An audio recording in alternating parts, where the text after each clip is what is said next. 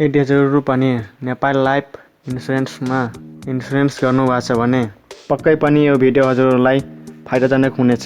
आज म यो भिडियोमा सिकाउन गइरहेको छु कि आफ्नो इन्सुरेन्स गरेको कि कति किस्ता तिर्नुभयो र कति लोन लिनुभएको छ त्यो आफैले अनलाइन हेर्न सक्नुहुन्छ र कसरी रेजिस्टर गर्ने त्यो सिकाउन गइरहेको छु।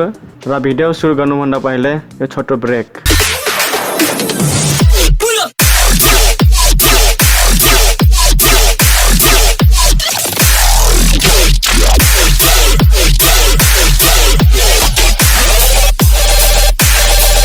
फेरि पनि स्वागत छ मेरो युट्युब च्यानल आइक्यू टेस्टमा हजुरहरूलाई।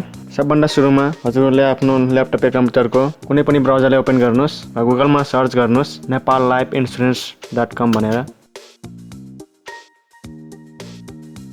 र यो माथि दिएको सबभन्दा सुरुको वेबसाइटलाई ओपन गर्नुहोस् र यो दायाँपट्टि कुनामा देख्न सक्नुहुन्छ रेजिस्टर लेखेको, यसमा क्लिक गर्नुहोस् र पोलिसी नम्बरमा चाहिँ हजुरले इन्सुरेन्स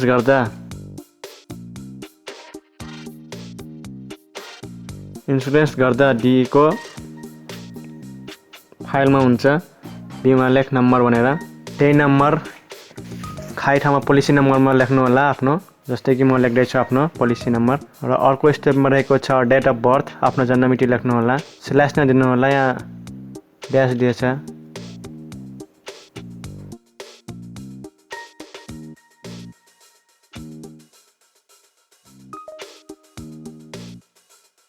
र पासपोर्टमा आफ्नो पासपोर्ट क्रिएट गर्नु होला, नयाँ पासपोर्ट।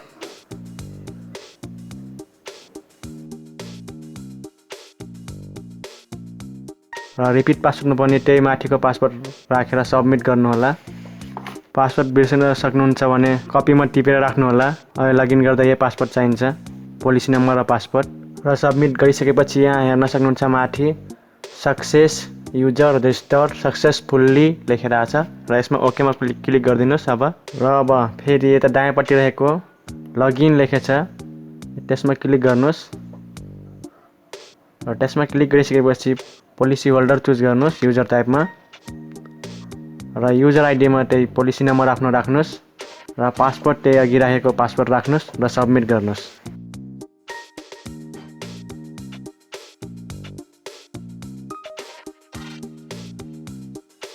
र यहाँ हेर्न सक्नुहुन्छ मेरो प्रोफाइल खुलिसकेको छ, नाम सही छ,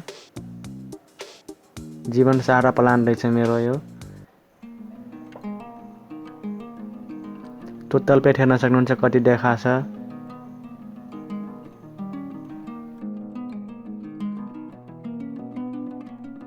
यहाँ हेर्न सक्नुहुन्छ फर्स्ट पेमेन्ट रहेछ मेरो 2021-12-15 मा। मेरो एउटा एक किस्ता मात्र रहेछ, सेकेन्ड किस्ता हाले होइन मैले। र अब मोबाइल चलाउने साथीहरूले यो भिडियो हेर्नु होला। मोबाइलमा पनि नेपाल लाइफ इन्सुरेन्सको एप्लिकेसन डाउनलोड गर्न मिल्छ गुगल प्ले स्टोरबाट र त्यसमा पनि यसरी नै लगइन गर्ने हो, आफ्नो पोलिसी नम्बर र पासवर्ड राखेर। यदि रेजिस्टर गर्नुभएको छैन भने रेजिस्टर गर्नु होला। मैले अलरेडी ल्यापटपमा रेजिस्टर गरिसकेँ, त्यही भएर अब पोलिसी नम्बर र पासवर्ड राखेर लगइन गर्दैछु। यहाँ हेर्न सक्नुहुन्छ मेरो मोबाइलको स्क्रिन। सबभन्दा सुरुमा गुगल प्ले स्टोरमा गएर सर्चमा गएर नेपाल लाइफ इन्सुरेन्स लेख्नुहोस्, नेपाल लाइफ इन्सुरेन्स एप, यसमा क्लिक गर्नुहोस्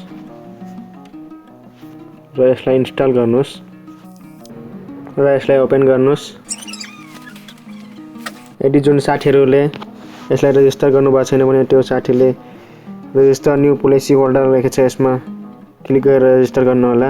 मैले अलरेडी ल्यापटपमा रेजिस्टर गरिसकेको छु, त्यसैले पोलिसी नम्बर अर्थात् युजर आइडी हालेर र पासवर्ड हालेर ओपन गर्दैछु र पासपोर्ट राख्नु होला आफ्नो। मार्क त दुईटैमा लाउन मिल्छ, पोलिसी होल्डर एजेन्ट, तर मैले पोलिसी होल्डरमा मात्र गरेछु अहिले। अनि लगइन गर्नुहोस्। यहाँ हेर्न सक्नुहुन्छ मेरो नाम पनि आइसकेको छ। यहाँ सेम ल्यापटप कम्प्युटर जस्तै मोबाइलमा पनि हेर्न सकिन्छ। यहाँ लोन इन्फोमा पनि जान सक्नुहुन्छ। मैले लोन लिएको छैन। यदि हजुरले लोन लिनुभएको छ भने यहाँ लोन एमाउन्ट पनि देखाउँछ र इन्ट्रेस्ट कति % ब्याज लिन्छ त्यो पनि देखाउँछ र ब्यालेन्स प्रिन्सिपल हजुरको कति पैसा त्यहाँ बचेछ त्यो पनि देखाउँछ।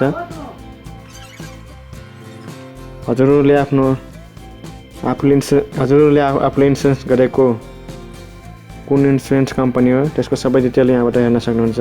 अनि यहाँ लगआउट र चेन्ज पासवर्ड पनि गर्न सक्नुहुन्छ यहाँ 3 डेटमा क्लिक गरेर। यो भिडियो हेरेर हजुरहरूले केही न केही पक्कै सिक्नुभयो होला भन्ने मलाई आशा छ। यदि केही जान्न र सोध्न चाहनुहुन्छ भने या केही जिज्ञासा छ भने कमेन्टमा लेख्नुहोला, म सक्दो रिप्लाई गर्ने कोसिस गर्नेछु। र यो भिडियो मन परेमा लाइक गर्न नभुल्नुहोला र यस्तै खालको नयाँ भिडियोहरू हेर्नको लागि मेरो च्यानललाई सब्स्क्राइब गर्न नभुल्नुहोला। धन्यवाद।